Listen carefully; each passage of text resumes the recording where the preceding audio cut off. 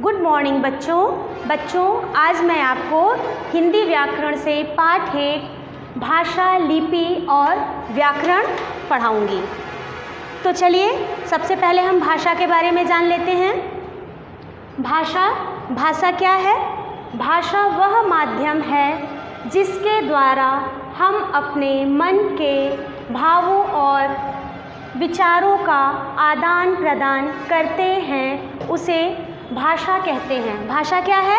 भाषा वह माध्यम है जिसके द्वारा हम अपने विचारों का आदान प्रदान मतलब एक दूसरे किसी की बात को सुनते हैं और अपनी बात को उसे समझाते हैं। ये क्या है? ये हमारी भाषा है। जो हम भाषा के भाषा के 2 भेद होते हैं, मौखिक भाषा और लिखित भाषा।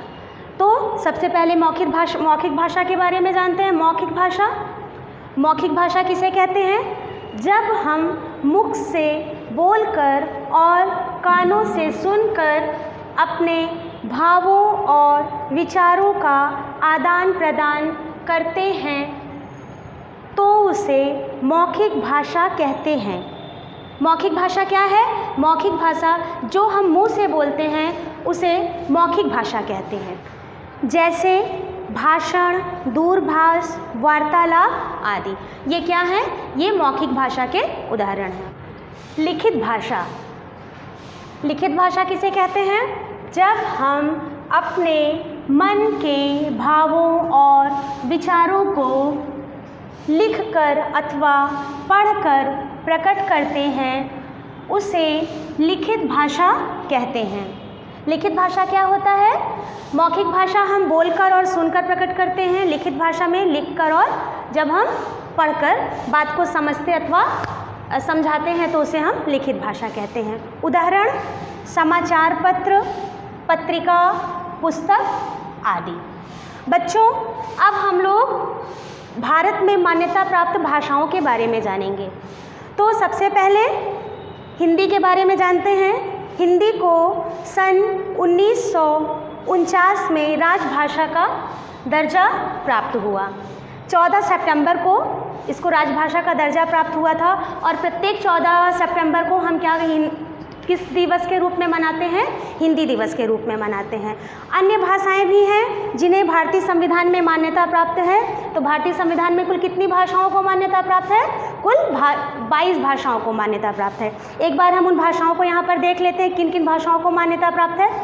हिंदी, कन्नड़, गुजराती, तेलुगु, बांग्ला, मराठी, संथाली, उड़िया, कश्मीरी, डोगरी, नेपाली, बोडो, मलयालम, संस्कृत, उर्दू, कोंकणी, तमिल, पंजाबी, मणिपुरी, मैथिली, सिंधी, असमिया। ये जो भाषाएं हैं 22 भाषाएं, इनको भारतीय संविधान में मान्यता प्रदान की गई है। बच्चों अब हम जानेंगे लिपि के बारे में। लिपि किसे कहते हैं? भाषा के लिखने के ढंग या तरीके को लिपि कहते हैं। लिपि किसे कहते हैं? भाषा हमने बोलना सीखा तो उसको लिखने के ज्ञान के लिए हमें लिपि को जानना आवश्यक होगा। तो लिपि क्या करती है? लिपि भाषा को किस ढंग से लिखा जाएगा उसका ज्ञान हमें कराती है। प्रत्येक भाषा की अपनी अपनी लिपियाँ होती हैं। जैसे यहाँ पर कुछ उदाहरण मैंने दिया है, देखिए। भाषा लिपि, हिंदी की लिपि है देवनागरी। हिंदी किस लिपि में लिखी जाती है? देवनागरी लिपि में। पंजाबी की गुरुमुखी, अंग्रेजी की रोमन, उर्दू की फारसी। चलिए अब हम जानते हैं उपभाषा और बोली के बारे में। तो सबसे पहले उपभाषा किसे कहते हैं? जब बोली में साहित्य की रचना की जाती है उसे उपभाषा कहते हैं। इसका विस्तार बोली से अधिक होता है। उपभाषा किसे कहते हैं? उपभाषा जो होता है उसका विस्तार भाषा से कम होता है और बोली से अधिक होता है। तो जब बोली में साहित्य की रचना मतलब कहानी, कविताओं आदि की रचना कर दी जाती है तो वो बोली ना होकर उपभाषा कहलाती है। अब हम पढ़ेंगे बोली। बोली किसे कहते हैं? किसी सीमित क्षेत्र में स्थानीय व्यवहार में प्रयोग की जाने वाली भाषा बोली कहलाती है। जैसे हरियाणवी भोजपुरी। बोली क्या होती है? बोली का क्षेत्र जो होता है बहुत सीमित होता है, ये थोड़ी थोड़ी दूर पर ये इसका रूप बदल जाता है। बोली का क्षेत्र उपभाषा से भी कम होता है। अब हम व्याकरण के बारे में जानेंगे। व्याकरण किसे कहते हैं? व्याकरण वह शास्त्र है जिसकी सहायता से हम भाषा के शुद्ध मानक रूप में बोलना, पढ़ना और लिखना सीखते हैं। तो व्याकरण क्या है?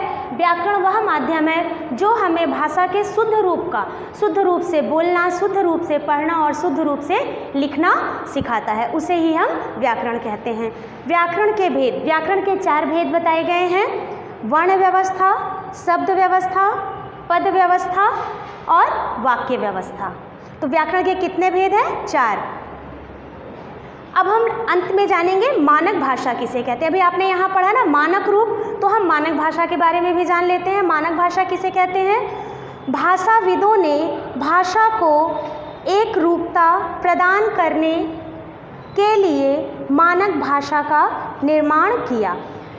जब भाषा का निर्माण हो गया तो जो भाषाविदों मतलब भाषा के जो ज्ञानी लोग थे, उन्होंने एक रूप बनाए रखने के लिए, हर व्यक्ति का अपना अपना लिखने का ढंग होता है, कोई किसी भी तरीके से लिखता है, तो वो स्वरूप जो है भाषा का स्वरूप बिगड़े ना, उसको एक रूपता बनाए रखने के लिए, एक सा बना रहे, इसके लिए मानक भाषा तैयार की गई, निर्माण किया गया, ताकि जो शुद्ध रूप होगा भाषा का मानक भाषा के ही अनुकूल होगा।